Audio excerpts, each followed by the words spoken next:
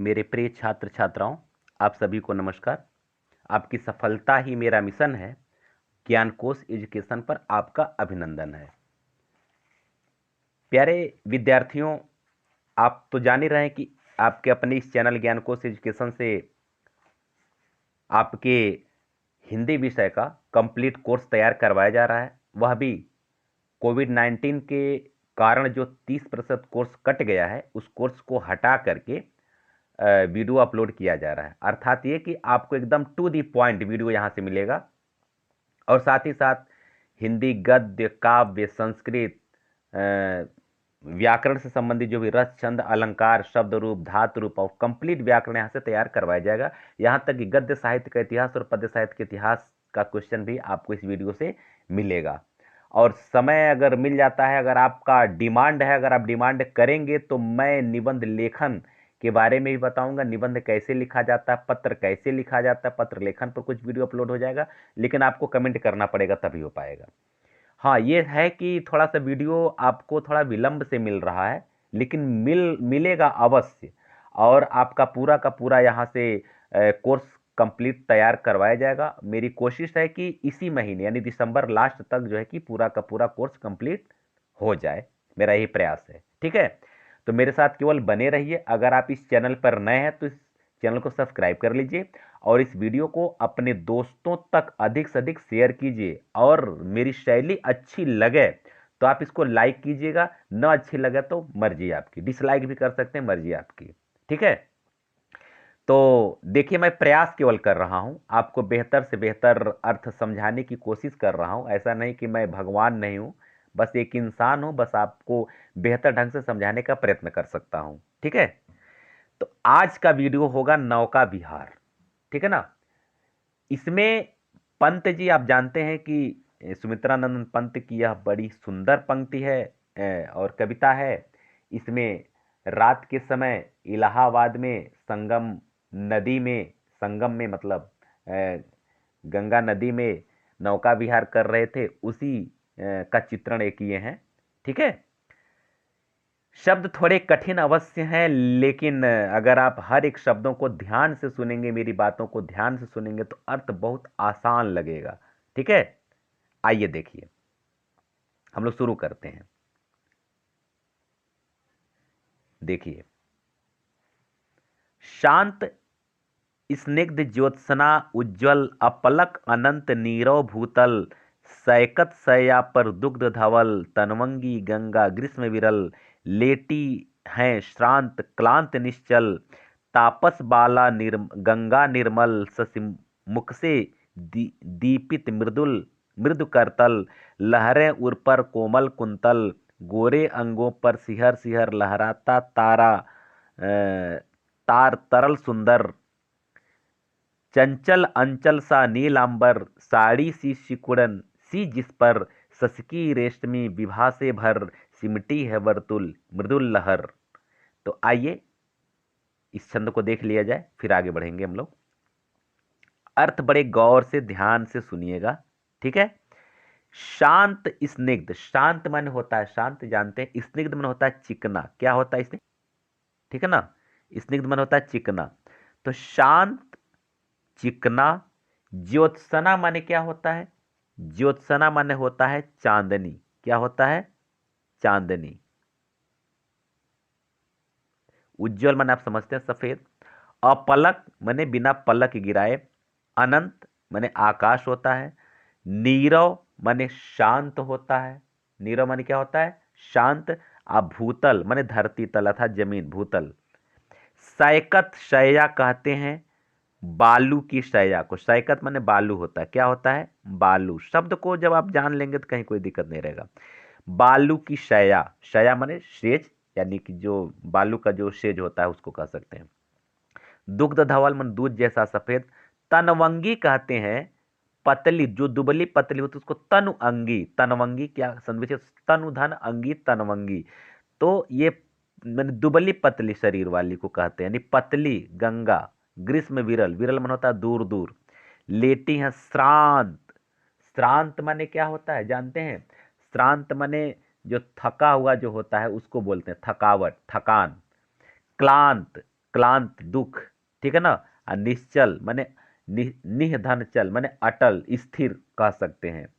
तापस बाला गंगा निर्मल, तपस्वी बाला, तापस बाला माने तपस्वी, तपस्वी बाला, तपस्विनी मानो जो तपस्वी की लड़की है, तपस्वी की जो बाला है उसको तापस बाला कहते हैं। सस्य मुख से दीपित माने सस्य मुख से यानी चंद्रमा से, दीपित माने दीप्तिमान। मृदु करतल, मधुर करतल, करतल माने हथेली कहते हैं, ठीक है ना। कोमल कुंतल, लहरें उर पर, उर माने जानते हैं हृदय, कुंतल माने क्या होता है केश, कुंतल माने क्या होता है केश। गोरे अंगों पर सिंहासन लहराता, तार तरल, तार तरल का मतलब होता है ताराओं का समूह। क्या होता है तार तरल का मतलब क्या होता है ताराओं का समूह, ठीक है ना, माने तारागण इसको कह सकते हैं। और अंचल जानते हैं आंचल, नीलांबर, नीला अंबर, नीला वस्त्र, साड़ी से सिकुड़न, इसमें कहीं कोई दिक्कत नहीं है। हाँ, अब वर्तुल देखिए, वर्तुल, वर्तुल माने होता है जो गोलाकार होता है उसको बोलते हैं, यानी गोल, गोल कह सकते हैं, गोल या गोलाकार। अब देखिए इसका अर्थ, पहले भाव समझिए।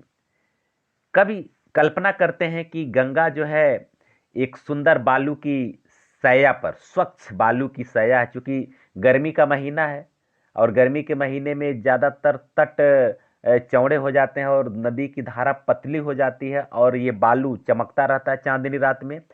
तो वही कभी कल्पना करते हैं कि गंगा जो है एक मतलब रमणी की भांति उस बालू के सया पर लेटी हुई है और अनंत आकाश को बिल्कुल निश्चल होकर के, स्थिर होकर के, शांत होकर के, अपलक होकर के उस आकाश के दृश्य को निहार रही हैं।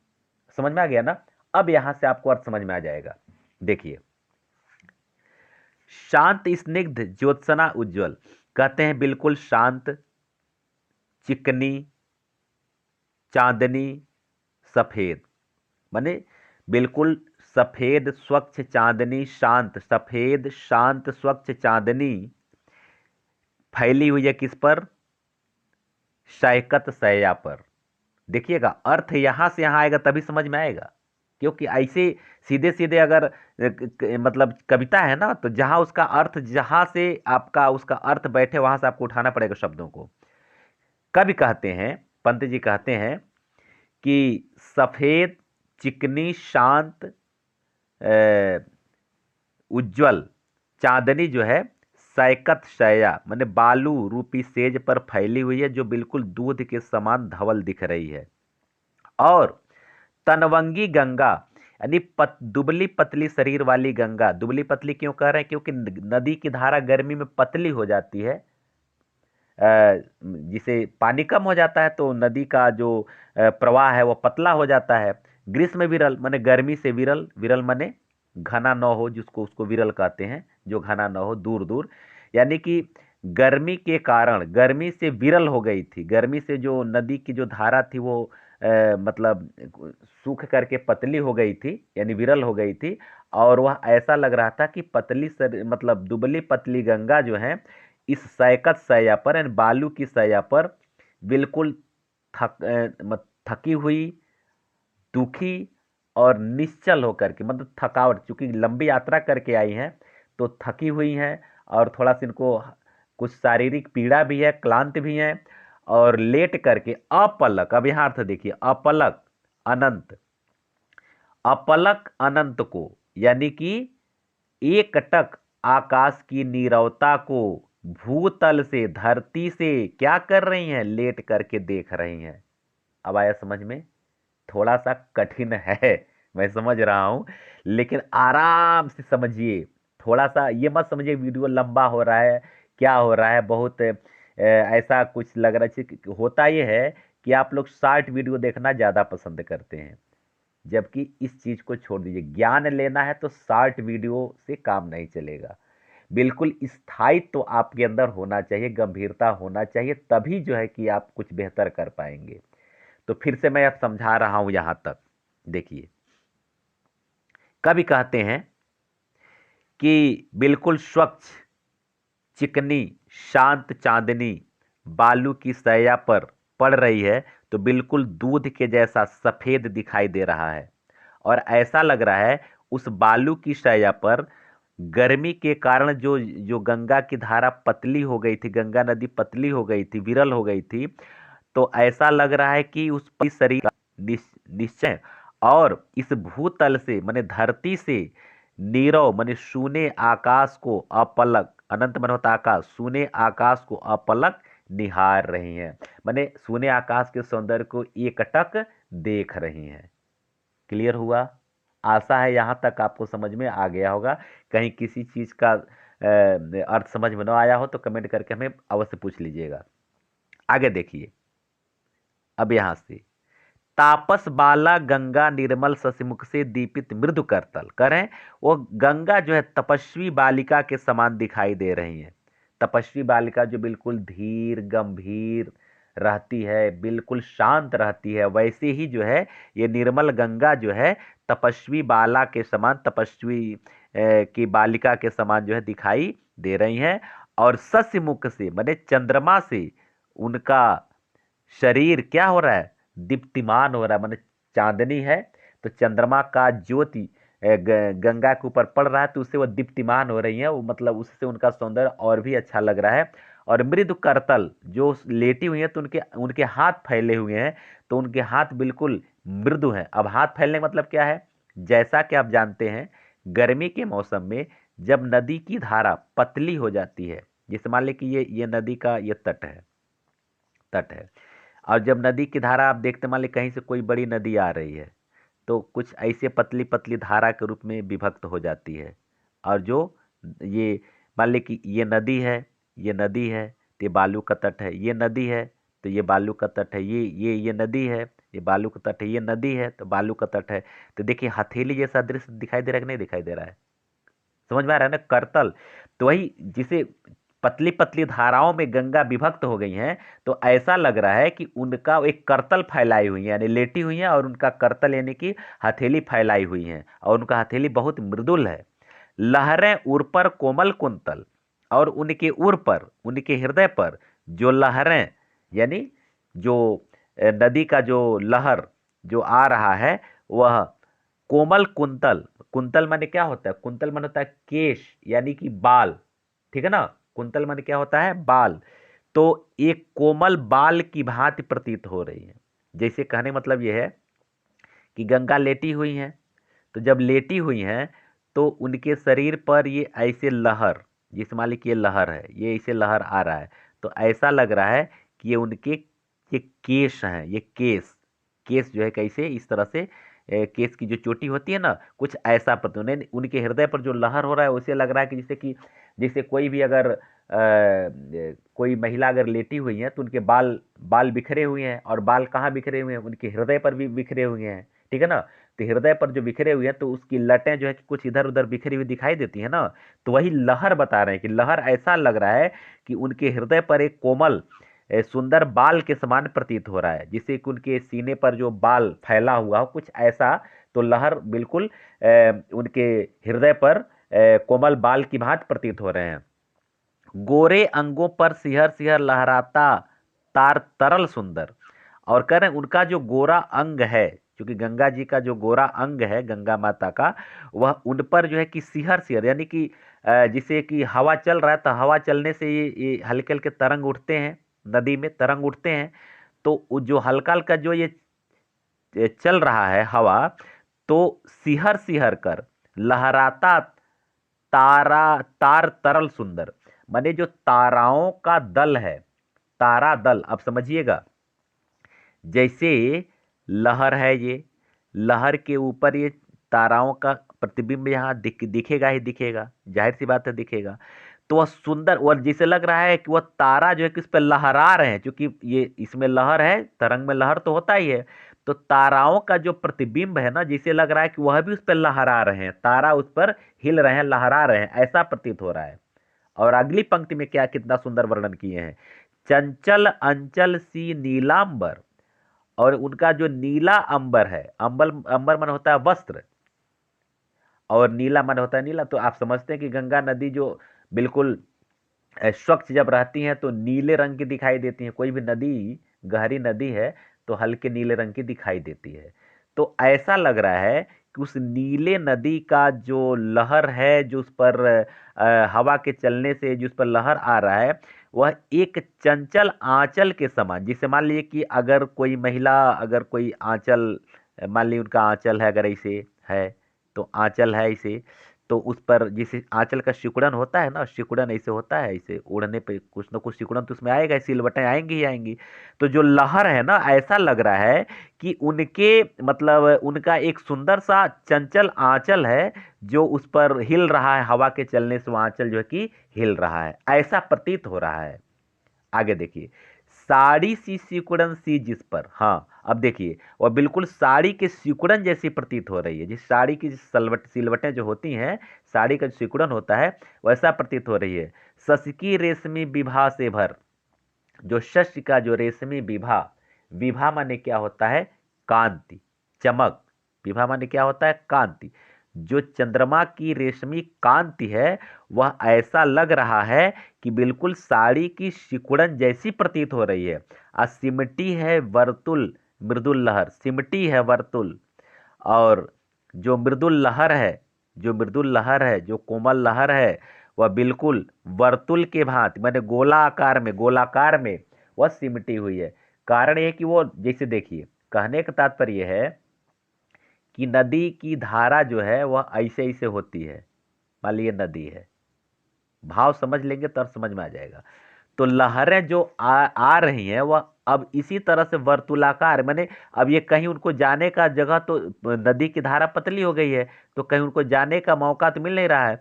तो वह लहर जो कि बिल्कुल वर्तुलाकार होकर के सिमट गई है, क्योंकि इस तट से आकर के तुरंत वहीं खत्म हो जा रही, फिर उधर से इधर आ रही, फिर यहीं खत्म, फिर इधर से उधर जा रही, खत्म हो जा रही है। मतलब ये कि वर्तुलाकार लहर जो है वह है और बिल्कुल सिमटा हुआ है। और वह कैसा प्रतीत हो रहा है, जैसे लग रहा है कि चंद्रमा का ये रेशमी कांति से चमकता हुआ साड़ी का सिकुड़न हो।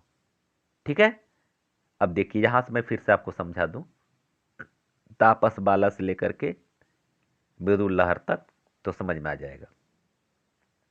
देखिए, कवि कहते हैं कि गंगा एक तपस्वी बालिका के समान, निर्मल गंगा जो है तपस्वी बालिका के समान दिखाई दे रही हैं, और चंद्रमा से वह दीप्तिमान हो रही है, उनका शरीर चंद्रमा के प्रकाश से बिल्कुल प्रकाशित हो रहा है। जो उनके छोटे छोटे पतले पतले जो नदी के प्रवाह हैं, वो बिल्कुल करतल की भांति, ऐसा लग रहा है कि वो लेटी हुई हैं और अपना हथेली फैलाई हुई हैं।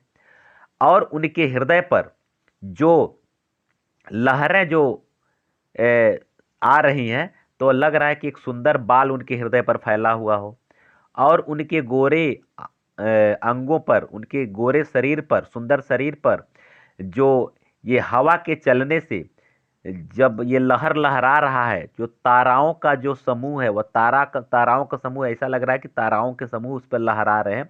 क्योंकि तारे स्थिर होते हैं ना, लेकिन उस पर चंचल दिखाई दे रहे हैं, वह लहराते हुए प्रतीत हो रहे हैं।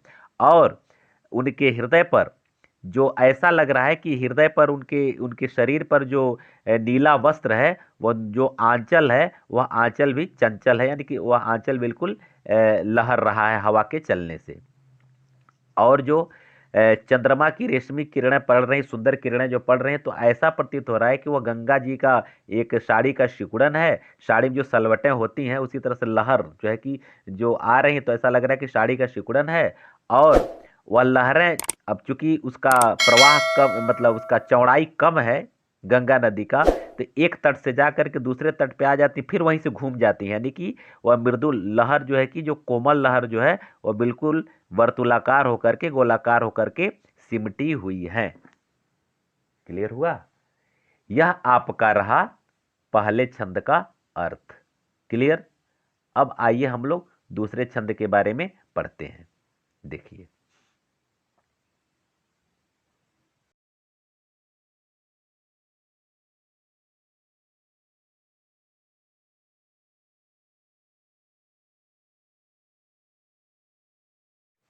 हाँ, चांदनी रात का प्रथम पहर, सिकता की उठा लंगर, मृदु मंद मंद मंथर मंथर, लघु तरड़ी, हंसिनी सी सुंदर, तिर रही खोल पालों के पर, निश्चल जल में शुचि दर्पण पर बिंबित हो रजत पुलिन निर्भर, दुहरे ऊंचे लगते क्षण भर, काला कांकर का राजभवन सोजा जल में निश्चिंत प्रमन, पलकों पर वैभव स्वप्न सघन।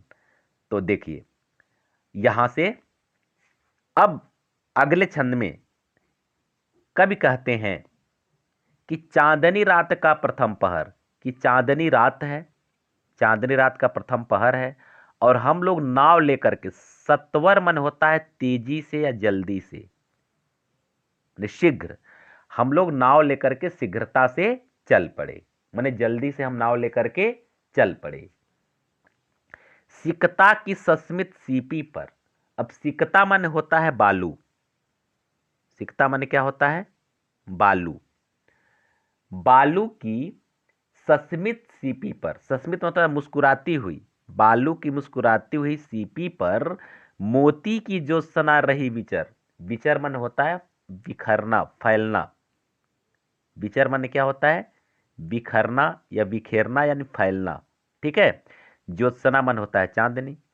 अब देखिए ये है क्या, ऐसा वर्णन क्यों कर रहे हैं, जैसे कि देखिए ऐसा, आप पहले भाव समझिएगा, शीप जो होता है ना, शीप, शीप के अंदर क्या होता है, मोती होता है, शीप के अंदर क्या होता है, मोती होता है, और मोती किस रंग का होता है, सफेद रंग का होता है, आप जानते हैं मोती सफेद रंग का होता है। तो ये शीप का जो मोती होता है तो बिल्कुल स्वच्छ होता है, सफेद होता है। तो बालू ऐसा लग रहा है कि यह एक मोती हो, ठीक है ना, बालू क्या हो, एक मोती हो, और नहीं सॉरी, बालू एक सीपी के समान लग रहा हो, और उस पर जो स्वच्छ चांदनी जो वह बिल्कुल मोती की भांति प्रतीत हो रही है, और जो फैली हुई ज्योत्सना जो फैली हुई है, जैसे सीपी में मोती होता है उसी तरह से वो फैली हुई प्रतीत हो रही है। अब ऐसा क्यों कर रहे हैं, थोड़ा भाव समझिएगा। जैसे मान लीजिए डेल्टा, आप जानते हैं नदी का डेल्टा, मान लीजिए कि ये नदी है, नदी का प्रवाह है, एक नदी इधर से बहती आ रही है, एक नदी इधर बहती आ रही है, ये यहाँ से फिर ये डेल्टा बन जाता है, ऐसे डेल्टा बन जाता है। अब ये बालू है, ये बालू है, समझ रहे हैं ना, ये बालू है। अब देखिए, तो यहाँ से ये तो नदी है, ये भी नदी है, अब यहाँ ये सीपी जैसा दिखाई दे रहा है, और ये चांदनी जब ये इस पर पड़ रही है तो चमक रहा है, तो ऐसा लग रहा है कि सीपी के बीच में ये मोती चमक रहा हो, जो चांदनी जो उस पर जब बिखर रही है उस बालू पर। तो अब समझ में आ गया ना, अब आशा है कि आपको समझ में आ गया होगा। तो ऐसा लग रहा है कि सिकता सस्मित मोती सीपी पर मोती की ज्योत्सना रही विचर, कहने का तात्पर्य है कि बालू मुस्कुराता हुआ लग रहा है, सी जिसे बालू क्या है, सीपी जैसा दिखाई दे रहा है, सीपी में मोती जैसा दिखाई दे रहा है। और जिस तरह से जिससे सीपी अगर खुलता है तो लगता है कि सीपी मुस्कुरा रहा है, उसके अंदर मोती है, उसी तरह से प्रतीत हो रहा है जब चांदनी उस पर विचर रही है, जब ज्योत्सना उस पर विचर रही है, माने चांदनी जब बालू पर पड़ रही है तो ऐसा लग रहा है कि सिकता रूपी मोती, बालू रूपी मोती के सीपी के अंदर जो मोती है वह बिल्कुल मुस्कुरा रही है। लो पाले चढ़ी उठा लंगर, अब कहते हैं लो हम लोग नाव में बैठ गए और पाले चढ़ गई, पाल आप जानते हैं कि जब हवा चलता है तो नदी के ऊपर, नदी के में जब ये नावें जाती हैं तो पाल को खोल देते हैं और हवा के प्रवाह से अपने आप बिना किसी पतवार के वह उस दिशा में चलती चली जाती। पतवार का मतलब, पतवार नहीं, पतवार तो रहता ही है, वो जिसे लग्गी जिसे खेते हैं नाव को ना, पटरा एक होता है या फिर लग्गी होता है उससे खेते हैं उसको। तो लंगर वो होता है कि जो घाट पर जो नाव को बांधा गया रहता है रस्सी से, उसको लंगर बोलते हैं, लंगर खोलना। तो पालें खुल गई, लंगर भी उठ गया, और मृद मंद मंद मंथर मंथर लघु तरड़ी हंसनी सी सुंदर, और कह रहे हैं अब हमारी लघु तरड़ी माने छोटी सी नाव जो है बिल्कुल मंद मंद मंथर मंथर धीरे धीरे गति से एक सुंदर हंसनी की समान अब नदी में चल रही है। अर्थ ये आसान, इसमें कहीं कोई ज्यादा दिक्कत नहीं है। तिर रही खोल पालों के पर, करें, और जब पालों के पर जब खुल गए, पालों के पर माने पंख, यानी पाल रूपी पंख जब खुल गए तो नदी के ऊपर एक हंसनी के, सुंदर हंसनी की समान क्या कर रही है, तैरती हुई प्रतीत हो रही है। निश्चल जल के शुचि दर्पण पर बिंबित हो रजत पुलिन निर्भर। अब कहते हैं निश्चल जल के शुचि दर्पण पर, जो जल है बिल्कुल ठहरा हुआ जल है, निश्चल जल, बहुत ज्यादा प्रवाह उसमें नहीं है। जैसे बरसात के समय में नदी का प्रवाह बहुत ज्यादा होता है, तो ऐसा नहीं है। कह रहे कि बिल्कुल जल एकदम निश्चल स्थिर जल है, और कैसा पवित्र दर्पण के समान वह जो है कि दिखाई दे रहा है। लेकिन उस पर जब चंद्रमा की किरणें पड़ती हैं, तो चंद्रमा की जब किरणें पड़ती हैं तो रजत पुलिन निर्भर, मतलब इस रजत पुलिन कहते हैं कि चांदनी रात में चमकने के कारण जो रेतीले किनारे होते हैं, जो रेत के किनारे होते हैं, वह चांदी जैसा दिखाई दे रहे हैं। तो वही कह रहे हैं कि ऐसा लग रहा है कि वह बिल्कुल जब चांदनी उस पर जब पड़ रही है रेतीली जमीन पर, तो बिल्कुल चांदी जैसा दिखाई दे रहा है, और ऐसा लग रहा है कि वो पवित्र एक दर्पण हो, एक पवित्र शीशा जैसा दिखाई दे रहा है। क्लियर हुआ? दुहरे ऊंचे लगते क्षण भर। अब जिसे देखिए, कभी कभी नदी का जो तट है वह क्षण भर में ऊंचा, दुहरा ऊंचा लगने लगता था और क्षण भर में छोटा होने लगता था। मतलब ये कि हमारी नाव जब तट के किनारे जाती थी तो तट ऊंचा लगने लगता था, और बीच में जाती थी तो तट जो है कि क्या होता था, छोटा लगने लगता था। यहाँ वही बात बता रहे हैं कि क्षण ही भर में ये तट जो है कि दुहरे ऊंचे लगने लगते थे। काला कांकर का राजभवन सोया जल में निश्चिंत प्रमन। अब देखिए, काला कांकर एक राजमहल, यह संज्ञा है काला कांकर का राजभवन। तो काला कांकर वहीं इलाहाबाद से आगे थोड़ी दूरी पर है, नदी के किनारे ही है। काला कांकर का राजभवन है, वो जो एक इतिहास आप पढ़ लेंगे, एक क्रांतिकारी रहे हैं और स्वतंत्रता आंदोलन में काला कांकर का विशेष भूमिका रहा है। तो उन्हीं के राजभवन, मान उन्हीं के महल के बारे में वर्णन किया जो गंगा नदी के किनारे है। तो कह रहे वो तट जो है कि ऐसा लग रहा था कि काला कांकर का राजभवन हो और जल में निश्चिंत होकर के सोया हो, मतलब उसकी प्रतिबिंब जल में पड़ रही थी तो लग रहा था कि जल में निश्चिंत होकर के वो पड़ी हुई हो। और प्रमन, प्रमन माने क्या होता है, प्रशांत मन से, बिल्कुल प्रशांत मन से, पलकों पर वैभव स्वप्न सघन, पलकों पर वैभव का सुंदर घना स्वप्न लेकर के सो रहा हो। मतलब ये कि उसके मन में आनंद ही आनंद हो, वैभव का स्वप्न लेकर कैसा लग रहा था कि बिल्कुल अपनी आंखों में सुख समृद्धि का घना स्वप्न लेकर के प्रसन्न मन से काला कांकर का राजभवन निश्चिंत होकर के वह उस जल में सोया हुआ लग रहा था। काला कांकर का राजभवन का जब प्रतिबिंब आ रहा था इसमें गंगा नदी में, तो ऐसा लग रहा था बिल्कुल शांत मन से, प्रशांत मन से अपने पलकों में सुंदर वैभव, सुंदर वैभव का स्वप्न लेकर के सो रहा हो। क्लियर हुआ? आगे देखिए, नौका से उठी जल हिलोर, हिल पड़ते नभ के ओर छोर, विस्फारित नयनों से निश्चल, कुछ खोज रहे चल तारक दल, ज्योति अंतस्तल, जिनके लघु दीपों को चंचल, अंचल की ओट किए अविरल, फिरती लहरें लुक छिप पल पल, सामने शुक्र की छवि झलमल, पैरती परी सी जल में कल, रूपहरे कचों में हो ओझल, लहरों के घूंघट से झुक झुक, दशमी के का शशि निज तिर्यक मुख दिखलाता मुग्धा सा रुक रुक। देखिए तीसरा छंद, आगे देखिए। अर्थ आशा है कि आपको समझ में आ रहा होगा। मेरा शैली कैसा लग रहा है, मेरी शैली कैसी लग रही है, मेरा प्रयास कैसा लग रहा है। अगर अच्छा लग रहा है तो लाइक और शेयर अवश्य कर दीजिए, और नए हैं तो आप इस चैनल को सब्सक्राइब कर लीजिए। चलिए, नौका से उठती जल हिलोर है, तो जल में जो हिलोर उठ दूसरे की हिल रहा है तो लग रहा है पूरा आकाश ही एक दल।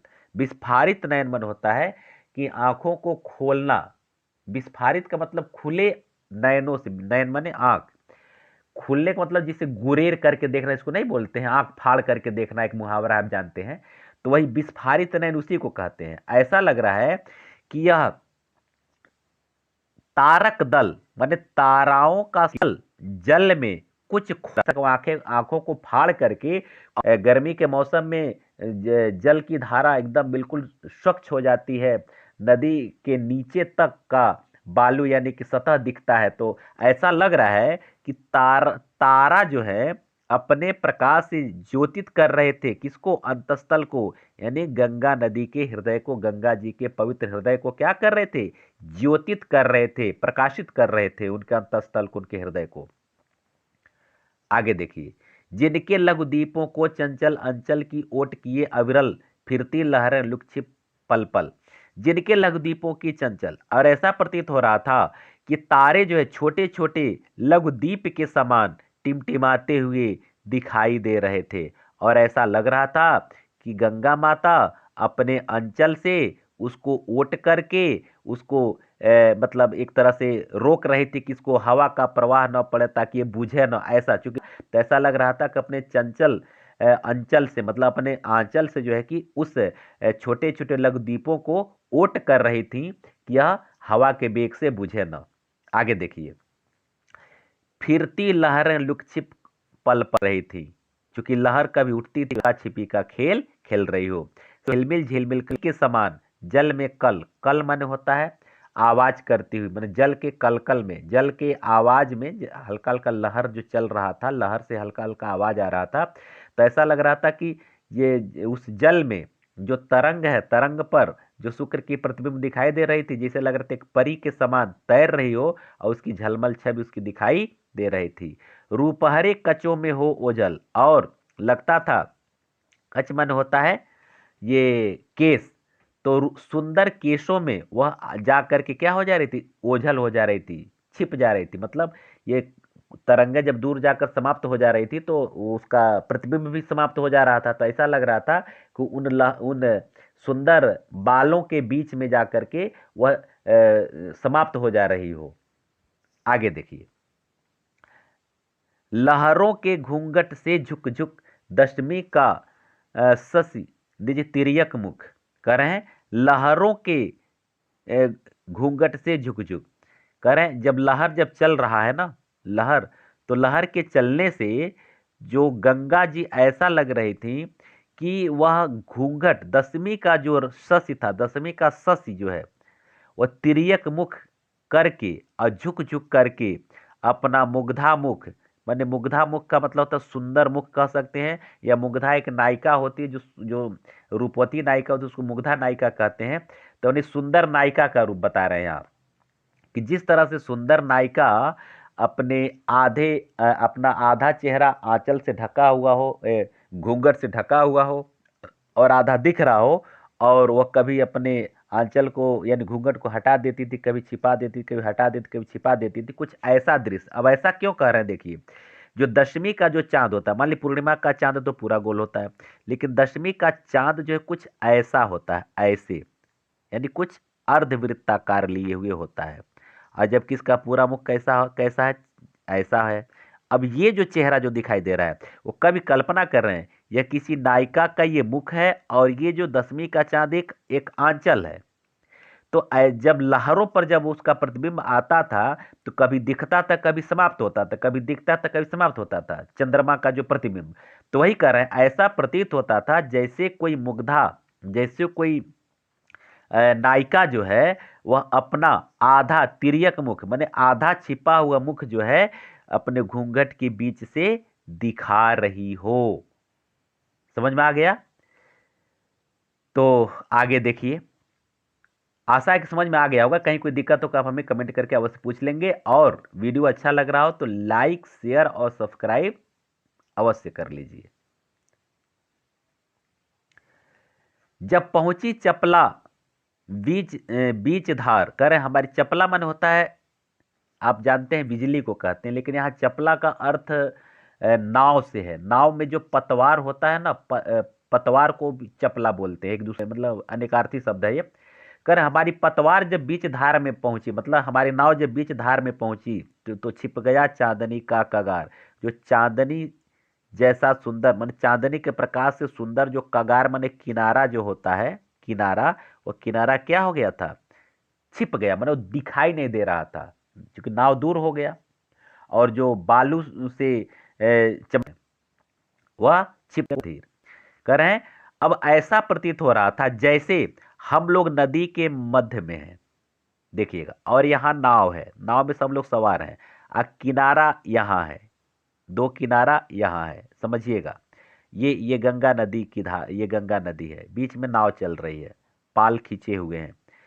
तो अब ऐसा प्रतीत हो रहा था जैसे दोनों किनारे दोनों हाथों से हम लोगों को गले लगाने के लिए, आलिंगन करने के लिए, गले लगाने के लिए अधीर हो रहे हों। ये दोनों किनारे जो है हमें गले लगाने के लिए अधीर हो रहे हैं, इसका भाव यही है। तो दो बाहों से दूरस्थ तीर, जो दूर जो स्थित तीर है, किनारा है, ऐसा लग रहा था हम दो बाहों से धारा कृष को, माने कृष मन होता पतला, जो पतली धारा है उस पतली धारा जैसी कोमल शरीर को, माने गंगा जी का जो कोमल शरीर है जो पतली धारा के समान है, वह उन्हें आलिंगन करने के लिए, गले लगाने के लिए उत्सुक हो रहा हो, कुछ ऐसा प्रतीत हो रहा था। ठीक है, तो चलिए आज का वीडियो इतना ही, क्योंकि सब पढ़ाने पे वीडियो बहुत लंबा हो जाएगा, शायद आप ऊब जाएं, इसलिए अब हम लोग मिलेंगे अगले वीडियो में इसका शेष भाग लेकर के। इसलिए आप इसके दूसरे भाग को अवश्य देखेंगे, तभी आपको पूरा पूरा अर्थ समझ में आएगा। ठीक है ना। अगर वीडियो अच्छा लग रहा हो तो इसको लाइक कर दीजिए, अपने दोस्तों को शेयर कर दीजिए, और अगर आप मेरे चैनल पर नए हैं तो आप इसको सब्सक्राइब कर लीजिए। हम लोग अब मिलते हैं अगले वीडियो में। आप सबको बहुत बहुत धन्यवाद।